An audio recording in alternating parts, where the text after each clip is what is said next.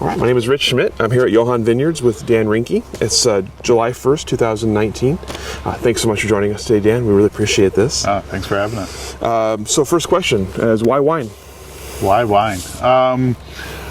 Early on in my college days, I worked at restaurants and fell in love with wine while working in a restaurant, and just couldn't get enough of it at the time. And I actually changed my career path to follow the distribution side of wine,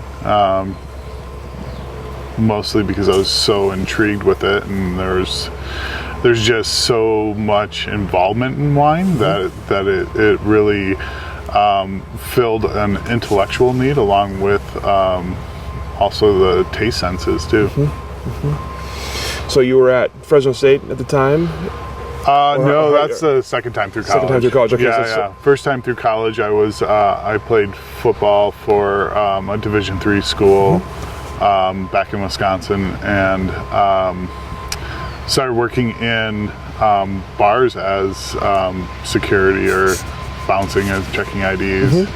And then that led into bartending, and somehow I ended up working in fine dining from bartending. And that's where I found wine. I actually found wine while working at the Brett Favre Steakhouse. So thanks to Brett Favre, I found wine. So I just fell in love with wine at that point in time, and got into the ordering side at the steakhouse. I was the assistant bar manager, and then in the meantime, I was in college, and I finished an associate's degree in business management. At the time, I thought I was going to go into restaurant management, and after helping him open Brett Favre Steakhouse, it was I don't want to say it was a disaster, but it was highly publicized, and there was a lot of people who showed up, and the opening process was pretty intense, and I looked at the amount of hours and pay that a restaurant manager, general manager would get, and looked at the hours involved, and I was like, I just can't see myself doing that for the rest of my life. So I ended up working in retail. Then I worked at a wine shop that had the largest wine selection in the city at the time, and was the assistant manager there. And basically I was a glorified shelf stocker. Just kept the shelves stocked and helped people select their wines. And the advantage to it was I got to taste 15 to 20 wines a week as the sales reps came through.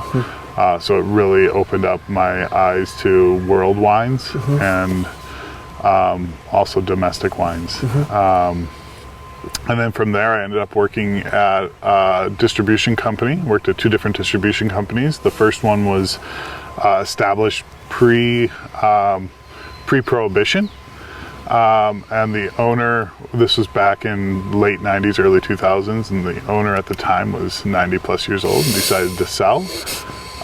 So then I ended up at a second distribution company and worked there for a year, and it was those late 90s type sales companies where everything had a quota. You had to meet your quotas, you had to hit your dollar amounts, and if not, like, it was still old school selling, where the sales manager would take you in his room and ream you out if you haven't hit your numbers. And again, I looked at it again and said, I can't see myself doing this for the rest of my life. So then I started looking at what universities offered winemaking and production side. I remember back when I was working at the wine shop, I read an article in Decanter about Paul Draper, the winemaker at Ridge, and I found out that he was from the Midwest, and I was like, oh, well, this guy's from the Midwest, and he's a world famous winemaker. I was like, I'm from the Midwest, I guess I could do this too. And so I started, as I'd get ride-alongs with wineries and winemakers, I'd ask them, well, what school should I go to? And the two big schools at the time was Fresno or Davis. And I had one winemaker that said, hey, look, and this guy didn't even go to Fresno. He said, hey, look, if you want to be a scientist, go to Davis. If you want to be an actual winemaker and be driving a forklift or a tractor, go to Fresno. And so I sent my application to Fresno that night, and ended up getting accepted to Fresno State to finish my bachelor's degree, because I only had an associate's degree at the time. And I went to Fresno, or I signed up for Fresno, and finished working that summer for the distribution company. And at the end of the summer, I had hosted a winemaker dinner for Michel Chapoutier from the Rhone. And I ended up sitting down at the bar with Michel after the dinner, and we were talking all things, especially biodynamics, because I was really interested in biodynamics at the time. And then I had mentioned to him, I was like, hey, I'm going to be a winemaker. I'm going to winemaking school. And he just looked at me. He's like, why would you want to go to school to learn to make wine? You should go and learn how to grow grapes. So the very next Monday, I'm on the phone with Fresno State going, can I change my major? And so I changed my major to viticulture, and I got a degree, a Bachelor of Science in viticulture from Fresno State. And from there, I ended up working at a winery, and I actually got hired from by the winery as an assistant winemaker. And so I had no enology courses whatsoever, but got a job offer as an assistant winemaker. So I worked there as an assistant winemaker for a year. One of my other jobs was to manage the vineyard management company. So basically be the winery liaison to the vineyard management company, and making sure that on the vineyard side they're keeping up to the quality standards that the winery had, which was great, because then that allowed me to take my book knowledge that I got the past 3 years at Fresno and turn it into practical knowledge, and actually seeing what they were doing and going over spray schedules and looking at all the things they were doing. And then at the same time, I was also in charge of running their biodynamic program. So I was doing all the biodynamic sprays, making the preparations, making the compost, and really, as soon as I got into the industry on the production side, I was really hit the ground floor running, it was just a great experience. And then I decided to move on from there, and I wanted to focus a little bit more on viticulture, so I took a job up in the Santa Cruz Mountains, working for another winery that had multiple sites. They had just over 45 acres over 3 different properties all over the Santa Cruz Mountains. So it was a lot of driving tractors around and bouncing things from place to place and moving crews around, but also running their biodynamic program, which was important to me. And then also diving in a little deeper to it. They definitely encouraged experimentation and pushing the limits a little more. So I got great experience in the vineyard again, and then harvest came around and they needed harvest help. So I was doing vineyard operations during the day and helping picking or driving trucks up from Sonoma if we were getting it from somewhere else. And then hopping into the winery and doing punch downs all day and all night, then getting about 2 or 3 hours of sleep, hopping in the truck, doing the same thing again. It was a really great experience. And after doing that for a little bit, I started getting curious on what else is out there, and I ended up finding Johan Vineyards. Had a job listing in winejobs.com, and submitted my resume, and lo and behold, I got an interview and came up here, and it was so green, and I thought it was amazing. And Oregon just felt more like home. Oregon is much different. It's much different than California. It reminds me a lot more of the Midwest. And I kept on telling my family, I was like, "Oh, it's great. Oregon's like the Midwest of the West Coast." So I headed back out. I took the job here, and I've been working at Johan ever since. Cool. So I want to back up a couple of steps there to when you're working wine shop and kind of getting a wine education and tasting and selling. How did you work on like developing the skills necessary to tell someone else what kind of wine to drink, like to give that kind of advice? How did you feel comfortable doing that? It was more about questions and finding out what they preferred, and and then just equating that to the notes mental notes I had taken on some of the wines that I've tasted, and it's more about just finding out what they enjoy. When did you feel comfortable sort of with your knowledge of worldly wines? Like how long did it take you to kind of develop your palate, I guess? It's probably a good few years, and I don't think I'm still not there, and I probably have forgotten more information than I knew when I worked in the wine shop. And the world has really changed in wine. You know, what people desire in areas that are popular now were sub-regions back then. You know, and I think some of the younger guys on the team here at Johan, they have a broader world wine knowledge than I do, because I've simply forgotten about the areas that I knew, and those areas are too expensive, so people have moved on to these minor regions, and they're becoming more important. So you mentioned biodynamic interest almost from the start. What was it about biodynamic farming that appealed to you? I think it was back when I was working at the wine shop. I had a friend that was a cashier, and she did that as a part-time job while she was studying to be a Waldorf school teacher. And so she was into Steiner teachings, and noticed a few of the wines had biodynamic written on the label, and she had known about biodynamics, so she'd always like grab the bottles and she'd like, oh, you should try this wine, and this is biodynamic, this is really cool, and she'd tell me about it, and I got interested and started reading about it. And then when I worked for the second distribution company, we sold Nicolas Shiva wines, and Nicolas Shiva is a big proponent of biodynamics, and probably one of the more popular teachers. He's written several books on biodynamics, and I had opportunity to taste his wines, being that I sold them, and thought they were completely intriguing. Then also I mentioned Michel Chapoutier, having his wines being all biodynamic. And then we also sold Jost Meyer wines from the Alsace, which are also biodynamic, and seeing the quality and the energy that all those wines have, it was really intriguing. And then of course it's another way of just stimulating your imagination, where you could read more, and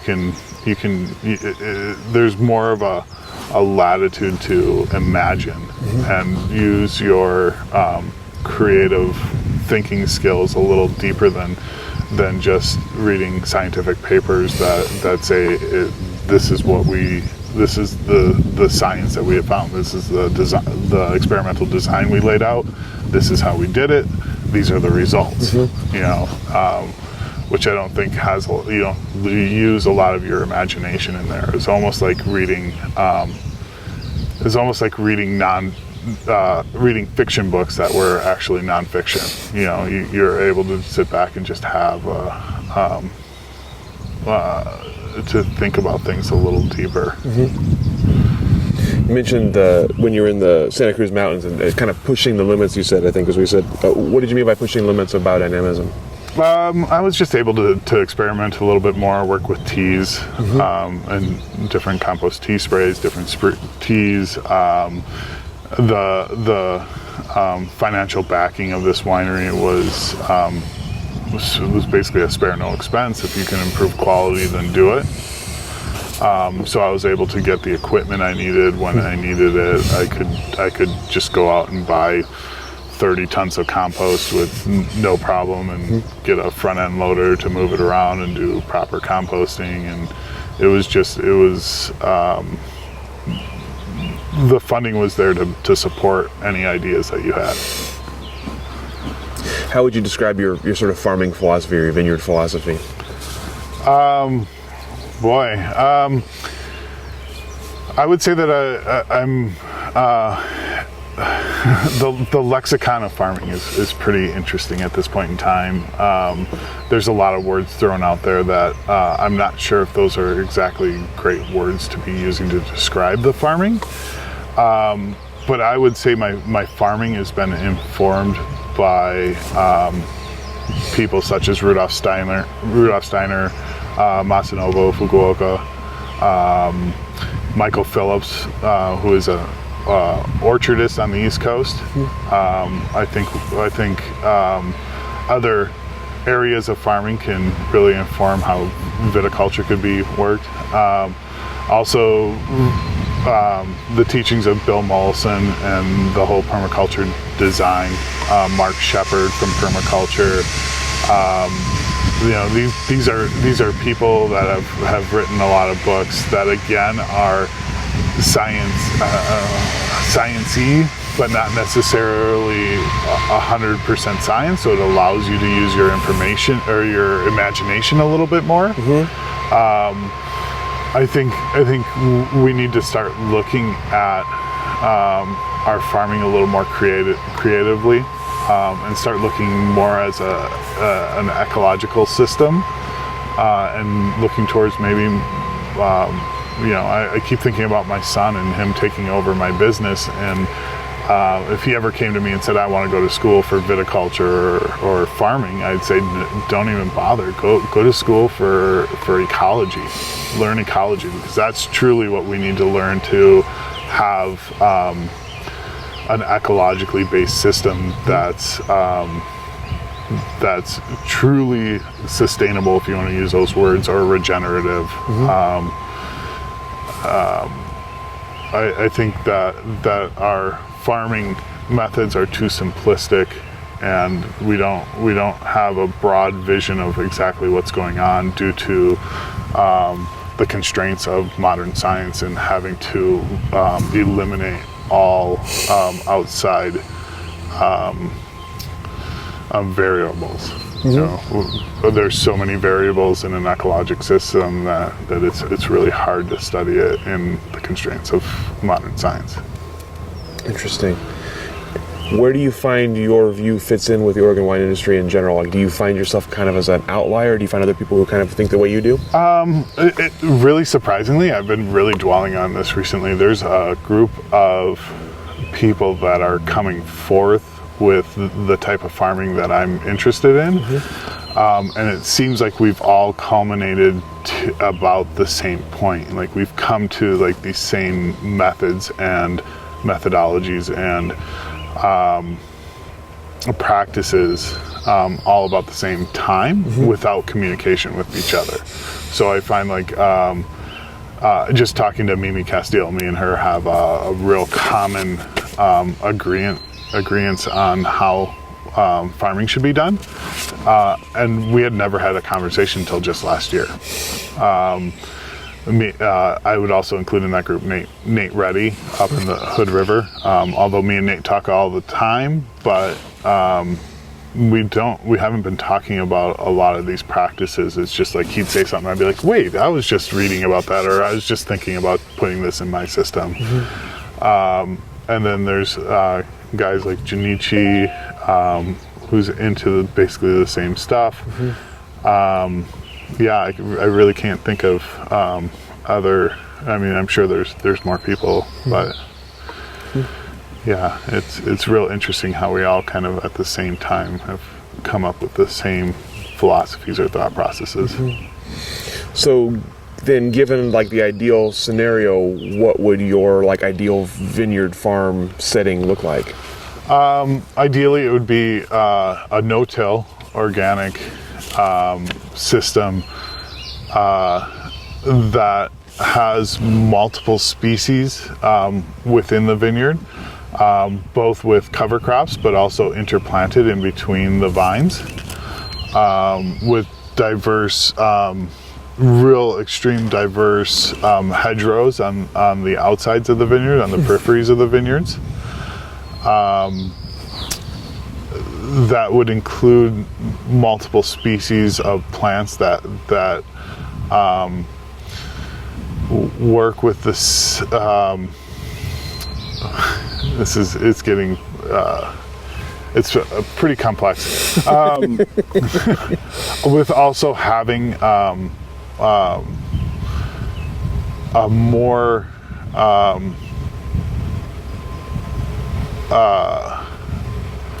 areas of the system would have things that would replicate or would replicate the environmental areas where grapevines originated. I think within the vine rows, we could be interplanting other species of plants that have dual associations with mycorrhizae. So there's two types of mycorrhizae, endo and ectomycorrhizae, and there's plants like elderberry or some of the native willows or all the willows. But you could be putting in some native shrubby willows that have dual associations with both types of mycorrhizae. Doing a no-till system so you're not breaking up the hyphal network that's created underneath our feet. Also chipping wood, because you can't just leave logs out in vineyards. I mean, if you could figure out a way to do it, put them under the vine or whatever, but we need to have decomposing wood, because I think that having, as wood breaks down, the fungus breaks down the wood, the fungus secrete a multitude of chemical excretions, and some of those could help detoxify our systems. Fungus are I believe they're the health system of ecosystems. I believe that wood chip piles, for an example, as the wood chip piles broken down, they've found that chemicals like p-chimeric acid are secreted into the soil by the fungus as they're breaking down the lignin. And p-chimeric acid is one of the main chemicals in your liver that detoxifies your body. Not to say that the wood chip pile is a liver, but it may potentially work like that. If you use your imagination a little bit and think of these processes as, instead of being an annoyance or a hindrance to farming, but an added bonus to farming, or a way to, maybe potentially we might be able to find a cure, or not necessarily a cure, but a way to keep woody diseases out of our vineyards. Or maybe this is a way to get control of our viral situations in grapevines. Maybe the viruses in grapevines can be cured by just having wood chip piles decomposing, or leaving a dead vine that's dead. Just leave it sitting in the vineyard and let it break down in a natural way. If it's up in its wires, it's not going to get in your way of farming. I think one of our problems is that we feel that we have to have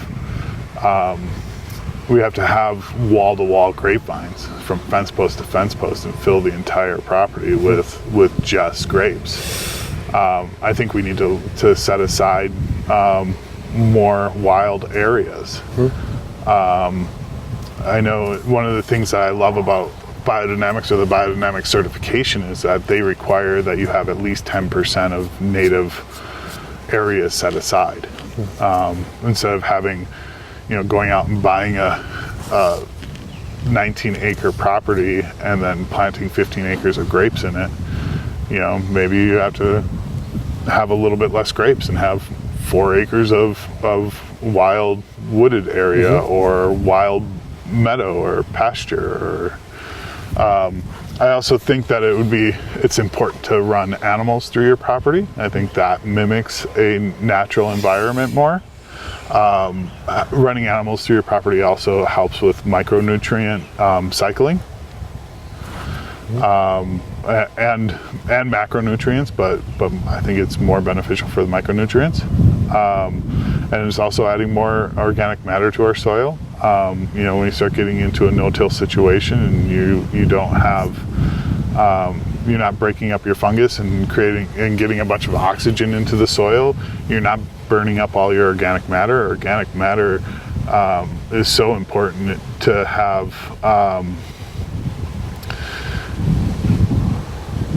to have better water holding capacity, better cation exchange capacity, anion exchange capacity, which nobody in farming really talks about. There's so many benefits to having more organic matter in our soils, and why we're not focusing on growing organic matter rather than growing grapevines, and then the grapevines kind of just fall in place is beyond me. But yeah, I mean,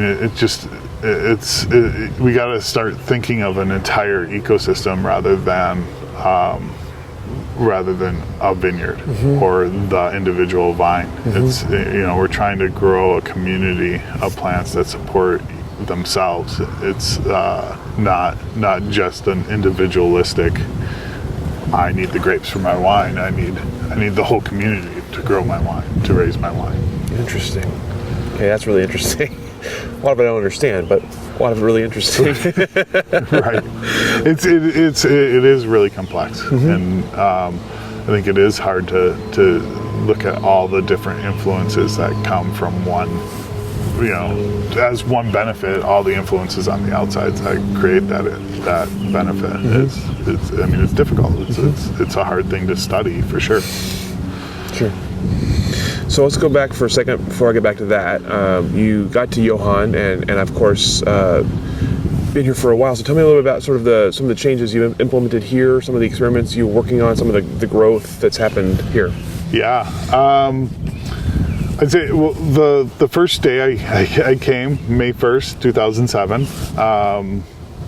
The vineyard crew was told to spray Roundup. And so that was the last day that we sprayed Roundup here. There's been a lot of discussion recently in the Willamette Valley about Roundup use and glyphosate usage. And I'm not really going to get into that, but I think it's bad for the vines. I think it's bad for humans. I think it's bad for our environment. I think it washes into our water systems. I think they're finding glyphosate in people. Like, there's so much glyphosate usage, and I don't think it's healthy for our society. And I think it's one giant experiment that's going to prove to be a bad experiment.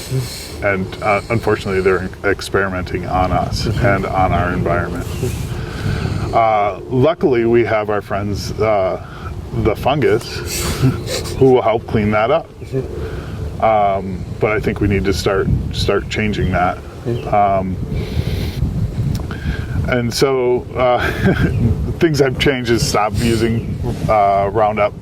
And then moved to a biodynamic farming situation. The first year we went into more of an organic situation, even sustainable, because we were using, they used Roundup the first day, and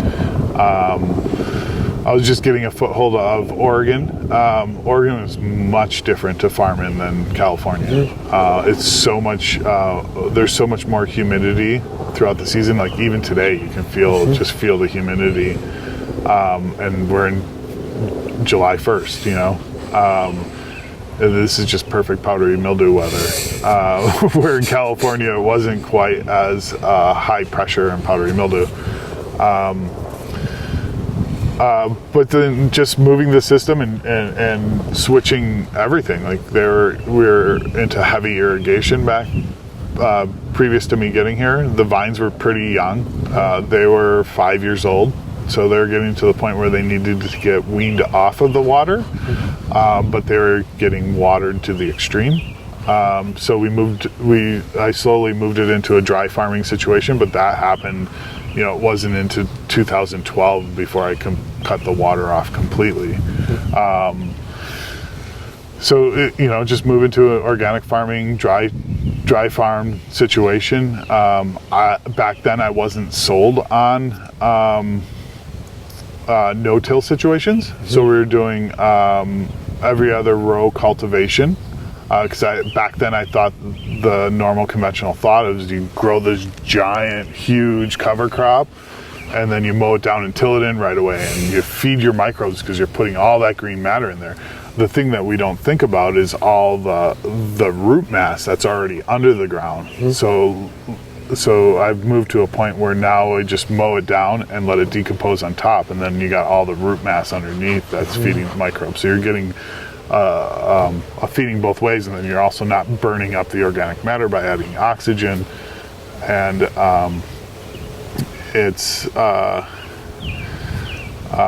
I've just slowly, it took me, multiple years to get to that point. It took me probably until 2013, 2014 until we started moving into a no-till situation. And that, the other things that we've now evolved into is putting wood chips in the vineyard. I have Ramiel wood chip piles. Ramiel wood chips were talked about by Laval University in Quebec, Canada in the late 70s, early 80s, and they wrote research papers back then for using them in orchards.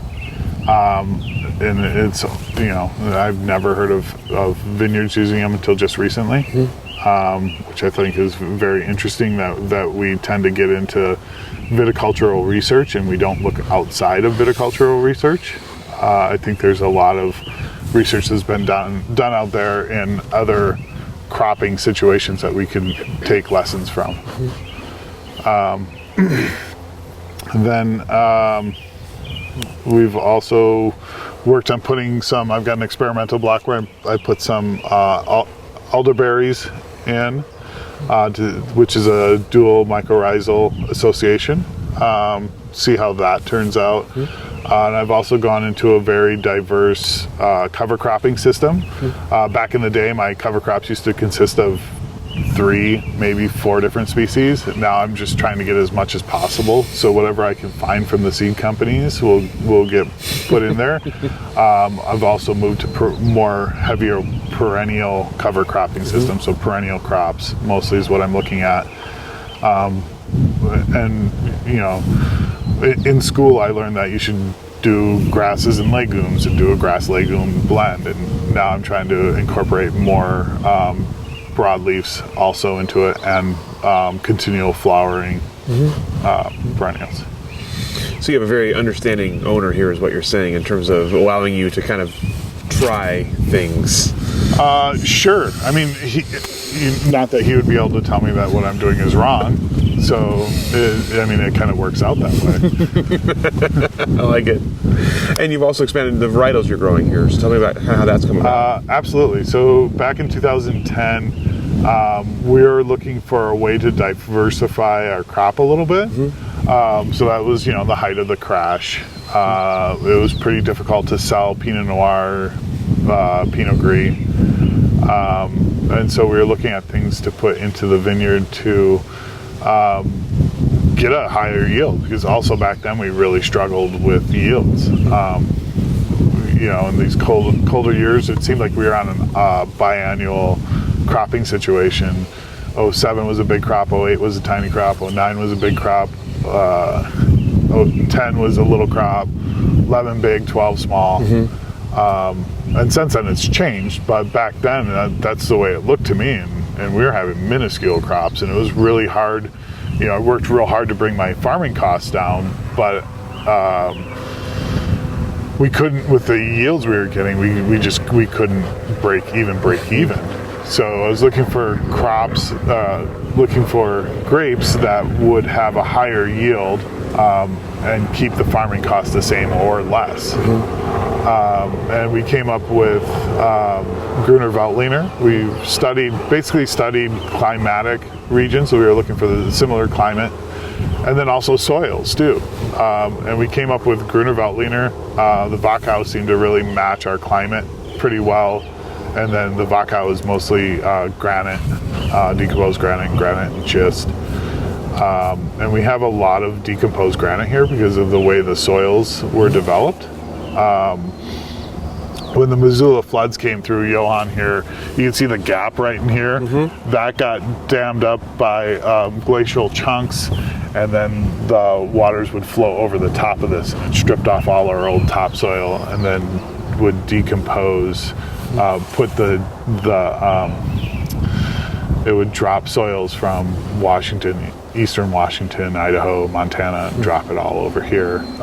This region, because of the way the water moved through here, this is a region that has some of the highest erratic boulders, granite boulders, and you can find it in the vineyard. As soon as we got away from using Roundup and started doing under the vine cultivation to keep the weeds down, we started popping up more and more granite chunks, and we'd get nice size granite boulders coming up, and it seems like they always float to the top of the soil and keep resurfacing.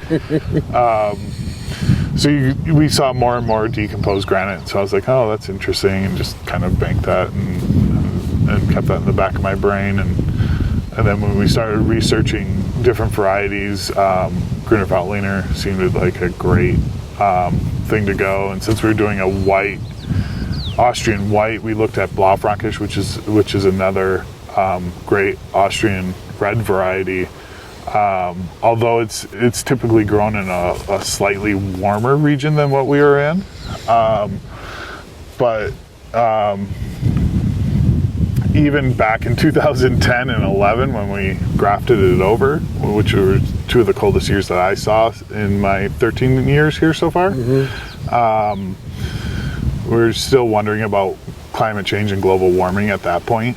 And so we're like, well, we put it in now, and maybe it'll get better, and we'll get it ripe, or we'll be pushing the edge of ripeness.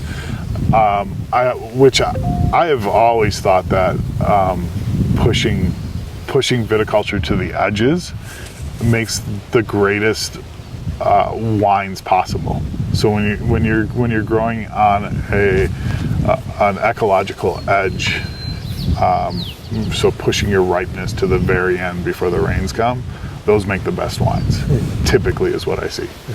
And just looking all over the world, you look at why these grape varieties got an association with specific wine regions. It's because those are the grapes that they could grow right into the very end of their season. And so I thought that was the way to go. And I think I've been proven right, because I'm really impressed with both the Grüner and the Blaufränkisch, but the Blaufränkisch especially. Even in the coldest year of 2011, which was the first year we made wine from it, it was wild and gamey and just super exotic. And in these warmest of years, it comes in with the best chemistry of all the red wine grapes that we have, or textbook chemistries. You got these higher acids, lower pHs that just make stellar wines.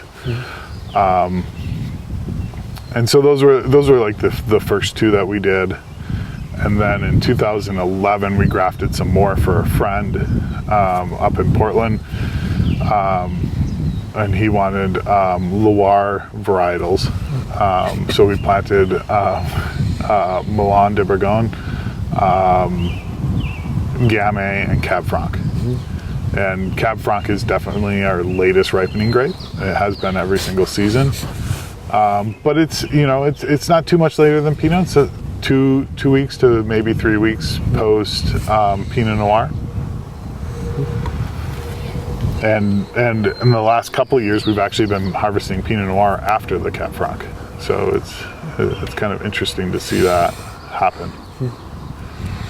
What would you hope that the Johan grapes, what would that express to someone tasting wine made from these grapes? What is it you're kind of hoping they get out of the bottle?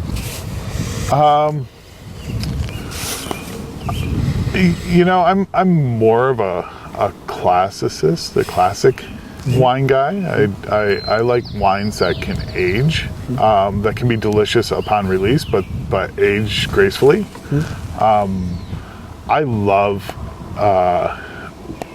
aged wines that are like 15, 20, 25, 30 years old. The flavor complexities that can come from wines that can last that long are mind-blowing and exhilarating, and they're amazing. That's the thing that I love the most about wines, or love from qualities of wines.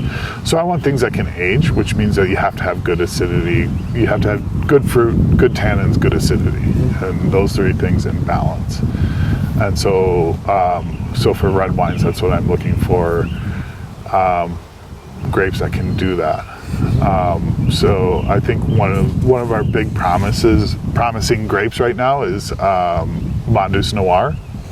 I think Mongoose is going to deliver that also.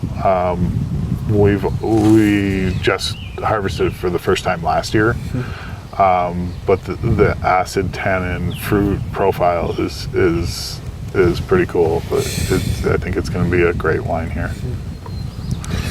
So talk about your other project. You have the Art plus Science. So tell me a little bit about that and about your own vineyard. Yeah, Art and Science was started here at Johan. It was mine and my wife's label to start, but it was a side project that dog Johan allowed me to make a ton of fruit on my own label and didn't charge me for using the space or the equipment. And so I was able to make Syrah the first year. So I started with Syrah from Southern Oregon, from the Applegate Valley. And that was in 2011. And since then it's kind of evolved into wine and cider. So I grow cider variety apples at home, and we do, my wife forages for a lot of apples, and just goes around and like hits up like all the old homesteads that have these trees that are, 50, 60, 70-year-old trees. And we just harvest fruit and make cider, barrel fermented ciders and wine. So what do you want? What is the difference? What is it you want Art and Science to kind of express?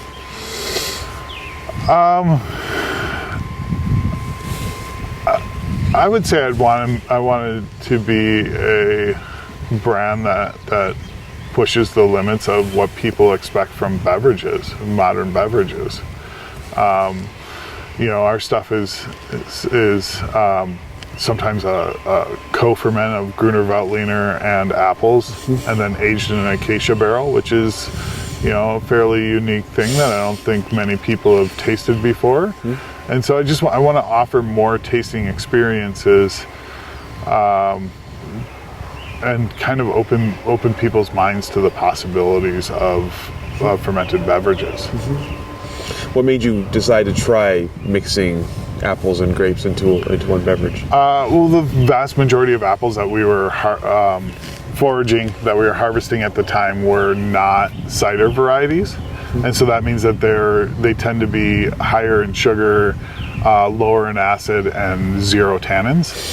And so I wanted to have a more traditional cider, which means I needed to figure out how to get tannins into the cider. And I don't believe in additives in making any beverages. So at most I'll put sulfur in a wine or cider, and that's not even all the time.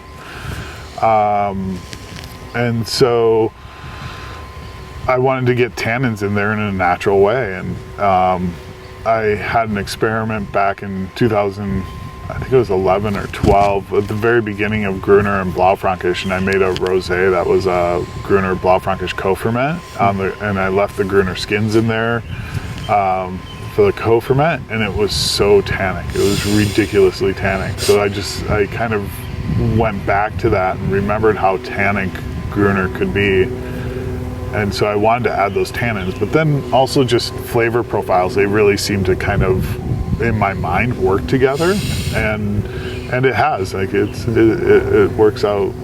It's pretty impressive how they co-ferment together. That's awesome. So in addition to being a forager, your wife was also an artist. So tell us a bit about the labels for Art and Science. Yeah, so my wife's art media is cut paper assemblage.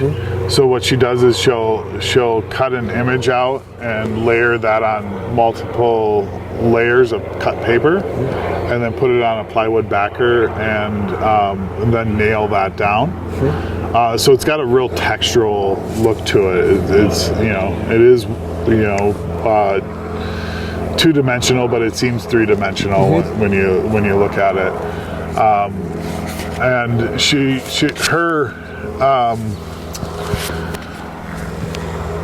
her subject matter is mostly science-based. It's either birds, botanicals, or anatomy.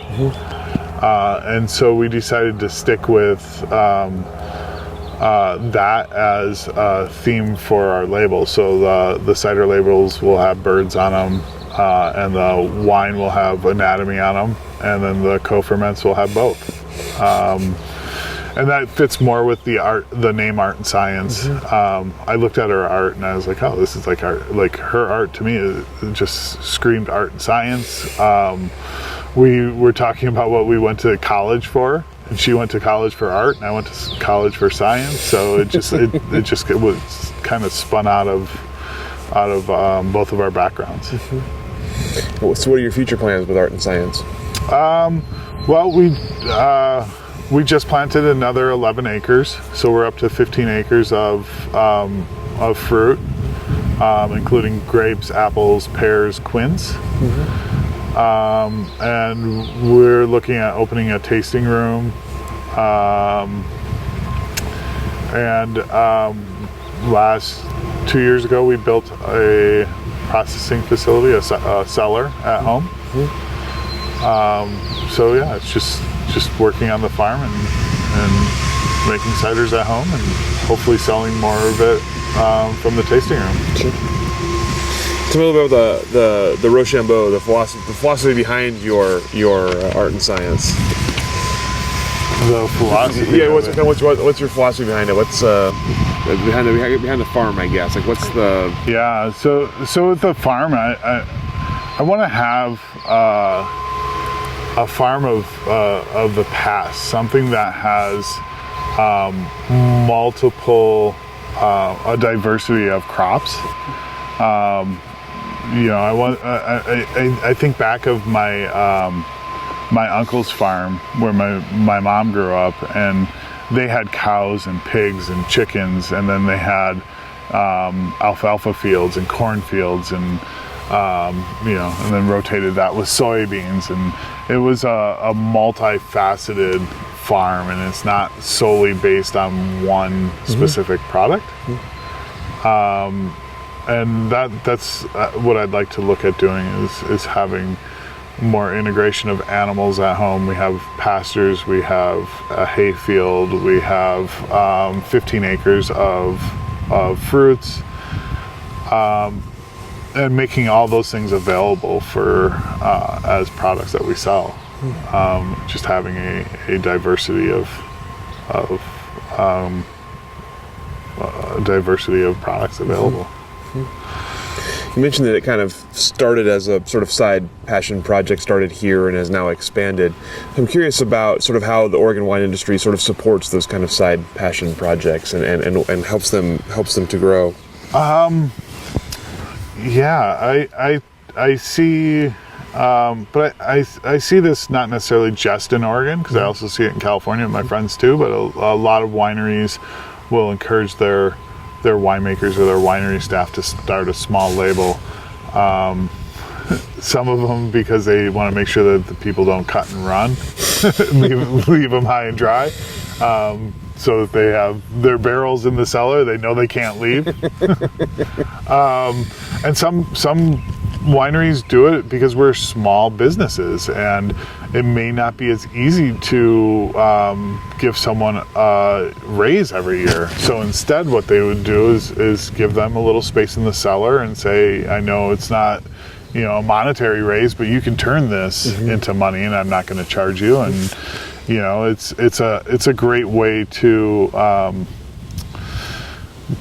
utilize the space that you have. Especially being small businesses, you're utilizing every asset and making it available as a benefit to your employees.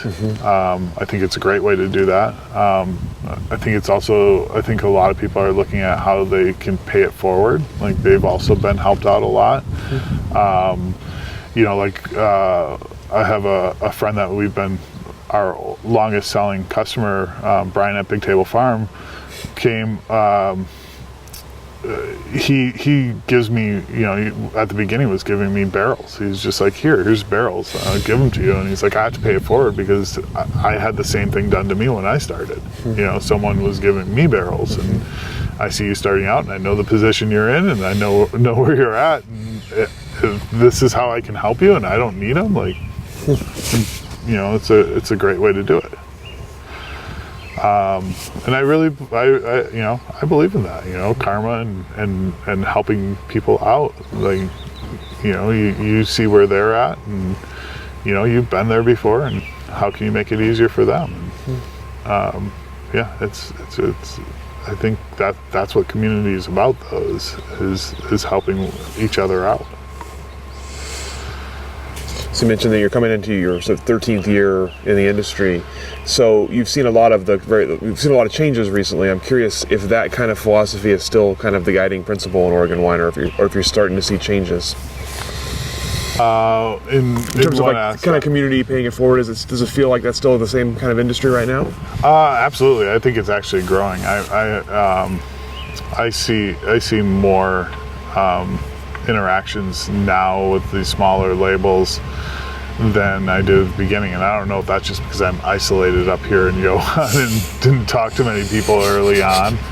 And it also helps having young people like Morgan around who is much more social in the winemaking community. So we talked a lot about your kind of various philosophies. How would you describe winemaking philosophy? We kind of talked about like what you want the wine to express, but how would you describe what you want to do to your wines? So I think of my wines a lot like I think of the Vineyard. I also think that if I'm going to go through all the headaches of being an organic farmer in the Vineyard, I'm going to continue that same philosophy at the cellar door. I'm not going to change my mindset when it comes to bringing those grapes into the cellar, which basically means I'm going to try to find ways to add as little chemical inputs as I can. I'm definitely prescribed to the thoughts of IPM in the cellar. So in integrated pest management, they have control tactics, and those are mechanical control, cultural control,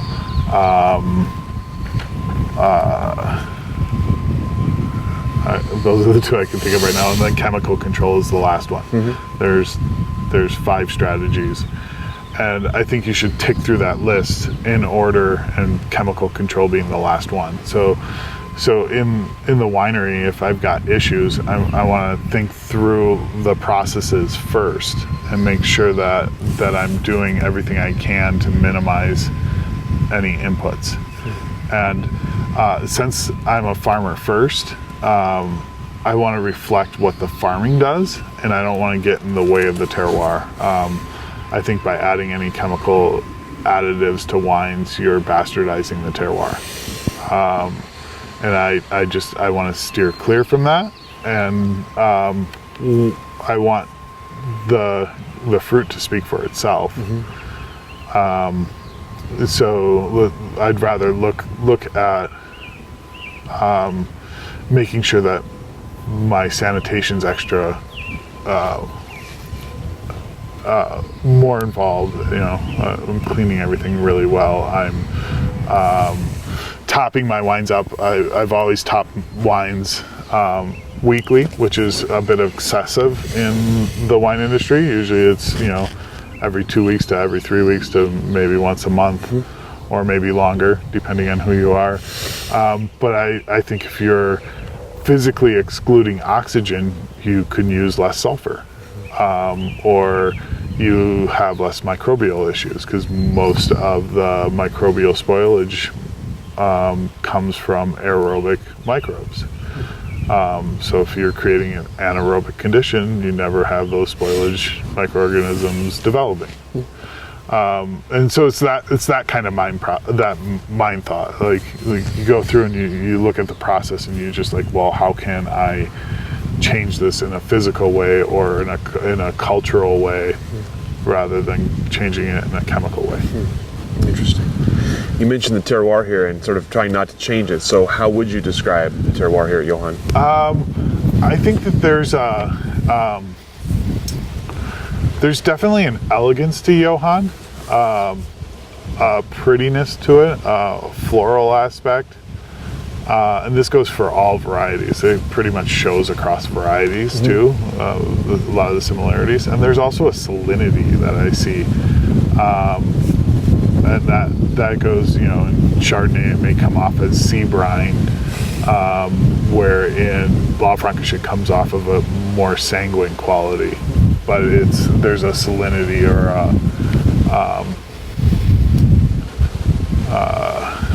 a more savory aspect to it. Interesting. You kind of talked earlier about your first day on the job and kind of being eye-opening to seeing Roundup. So I'm curious, all the changes you made, all the things you've done here, is there something you look back as your proudest accomplishment here at Johan so far? Something you're really excited or proud of? Hiring Morgan Beck, sorry. Morgan's going to be the future of Johan, and I think she's an amazing person and completely dedicated. I think that's one of the smartest things I ever did, was hire her as an assistant. Awesome. Love it.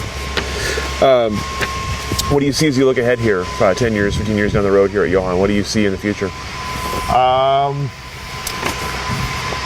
Hopefully I see a more diversified farm, including animal rotations through the vineyards,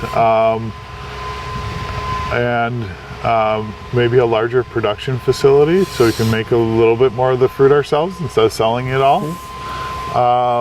Having some more diversity in the vineyard. I would love to see the vineyards whole being closer to 50% Pinot Noir and 50% others. I think that's a lot more sustainable as far as an economic buffer and the downturns of the cycle, where we may be sitting in a saturated Pinot market and then we just won't suffer as bad.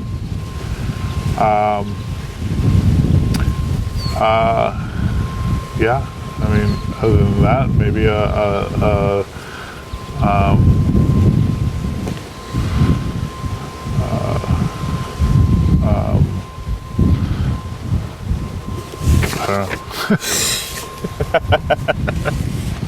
That's a lot. That's good. Yeah. What about the Oregon wine industry in the future? What do you see as you look ahead there?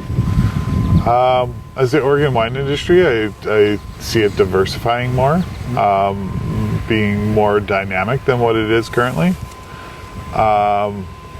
and also having a bigger spotlight shown on it because of that, and having more of an importance to the entire world wine community. When you say you see it being more diverse and dynamic, why do you think that is? Why do you think that's going to change? Because of the people coming in. I think the younger generations are pushing the limits a little bit more, and maybe more intuitive or more or questioning at least, and thinking of ways to push boundaries. I think if we're not pushing boundaries, we're not growing. And it's a very young industry. I mean, it's only 50 years now. That's babies compared to the rest of the world.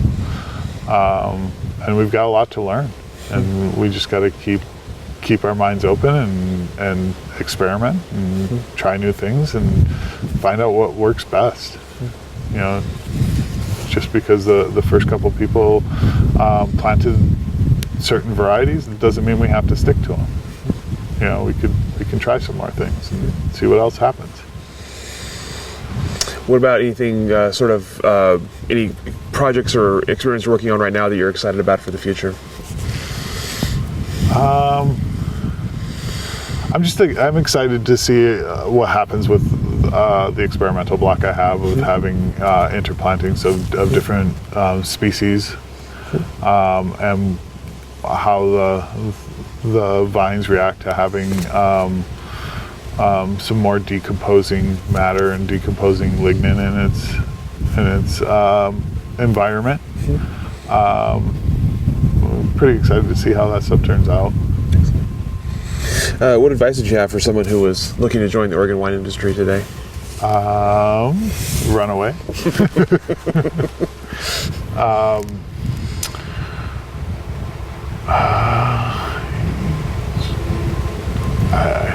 I have nothing. I'm old and cynical. So would you recommend they not do it then? I mean, if it's your passion, then work hard and do your best. Like it. You guys have anything? All the questions that I have prepared for you. Is there anything I should have asked that I didn't? Anything we didn't cover that we needed to? I don't think so. Okay. Well, thank you so much for your time, for your answers. Really appreciate this, and your different philosophy than we usually hear. So it's always exciting to kind of get this, and appreciate your time. Yeah. I'll let you go. Yeah. Thanks a lot.